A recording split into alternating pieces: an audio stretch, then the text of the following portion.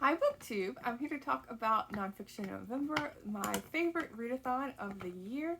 I switched my view so that you could see my giant nonfiction bookcase. I don't have just a shelf or two, I have an entire bookcase of nonfiction books. And I went through and picked a couple of books from each shelf to focus on. Ideally, I would love to get to quite a number of these books. We'll see how I do as I go throughout the month. Sorry if you can hear chewing because Fable decided to start chewing on her phone right as I am sitting down to film this video. But I thought I would start by picking some of the more like well-known classic kind of nature writing, because nature writing is like my go-to. That in history is my go-to for nonfiction books. So the first one here is Country Chronicle by Gladys Taber, and Gladys Taber is, I feel like, a well-known nature writer. She is, I feel like, most known for My Own Cape Cod, which I have read and really liked, and this is taking place at the same location, Still Meadow, in Connecticut, and I love the winter cover. That's what drew me in to wanting to read this one. And then another author is Edwin Way Teale.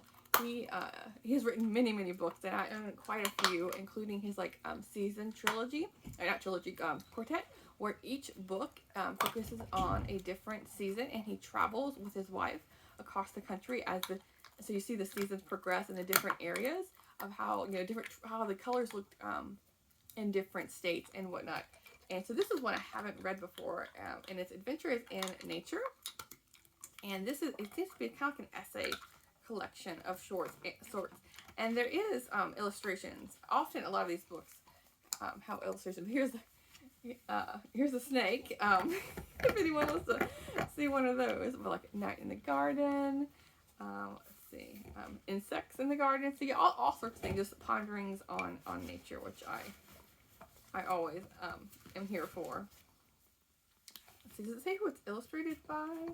Maybe in the front here. Illustrations by Walter W. Ferguson.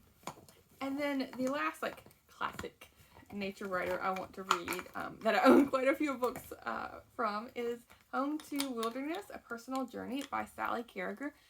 She, I feel like, is most known for One Day on Beetle Rock. Let me see if I can get it here.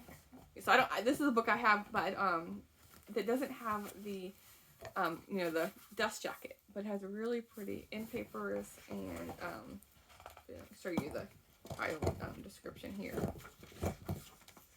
Yeah, One Day on Beetle Rock. And I've read a lot of the books that I own by her, so I have all of these are Sally Carriger, including this one. So this one is her personal journey. It's basically, I feel like, her memoir on how she got sucked into the wilderness world of wanting to just observe nature.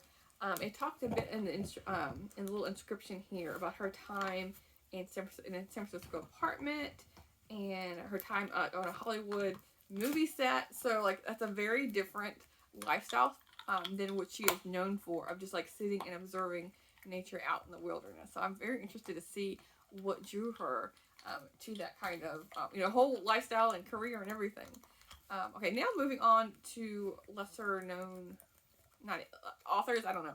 But what's funny is, as I say that, I'm looking at the stack here, and Bernd Heinrich is not a lesser known author. I really should have put him with the classics. I own quite a bit of books by him. He is a more modern day than the ones I've shown you, naturalist writer. And this is The Geese of Beaver Bog.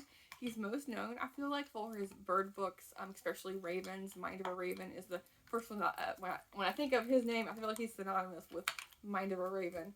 But this is about geese. So, and this is geese are. I was looking to my shelf for him. Geese are on my mind because right now they're flying through. They're migrating south, and so I'm seeing quite a bit of them on my daily walks. But this also has lovely illustrations and end papers as well. So this is just fun and interesting and appropriate for the time. Okay, so then moving from, and often he writes in Maine. Is this set in Maine, I wonder? But anyway, Maine-ish area most likely. And going to Minnesota, this is Lake Woebegone Days by Garrison Keillor. And this is a history of, a snapshot of the area where the author lives. Lake Wobegon, Minnesota, is a population of 942 people. He chronicles the town's history and explains their traditions, and it's filled with humor and, like, you know, small town life kind of deal. So yeah, this sounds interesting as well. Really pretty cool illustration there. But yeah, I don't think there's any. Yeah, this book doesn't have any illustrations. And as I'm flipping through this, my goodness, is the font teeny tiny. But I think I can deal with one mass market paperback in this group. I think my eyes will be able to handle that. Okay, the next one is Lady Long Rider by Bernice End. I believe that's how you pronounce her last name. But this really intrigued me when I saw this book, because I've read stories about, you know, people like walking or running or bicycling or driving, what have you, you know, across America, you know, these long road trips. But this is a nonfiction book about a woman who, when she is 51, back in 2005, she takes a horse and goes from Montana to New Mexico, I believe. And then from there she goes, like, to the Cascade Range and to the Rocky Mountains, and she says, it says, End has logged more than 29,000 miles in the saddle, crisscrossing North America on horseback alone, no less. So this just sounded really interesting to see this person's life. Something I probably would never do. I've never really been into riding horses. I've only ridden a couple horses in my life, and it was always, like, with the guidance of someone else. Like, I've done it myself, but someone has been right there with me. So yeah, all these books sound interesting. Going to a couple picture books, like tabletop books. Downcut Shin Creek, The Packhorse Librarians of Kentucky by Kathy Appelt and Jan Canella Schmitzer. I read a nonfiction book on the Kentucky Librarians, and I also read, like, a couple of years ago, it was something with, like, the Blue Girls Librarian, something about the people who are inheriting this genetic disorder where their skin turns a bit blue. And so that book also featured the librarians in Kentucky. But this was a tabletop, you know, picture book that seemed really interesting. And so includes lots of photographs and, you know, people, like, you know, going out into the backwoods to bring literature, you know, to people who couldn't easily, you know, traverse. There's the little kid smiling. So yeah, this just seemed really heartwarming. And then the last picture book that I have quite a few. I don't know if you can see it. Yeah, all of these are picture books, including, like, my very top shelf has, I feel like, 10 or so.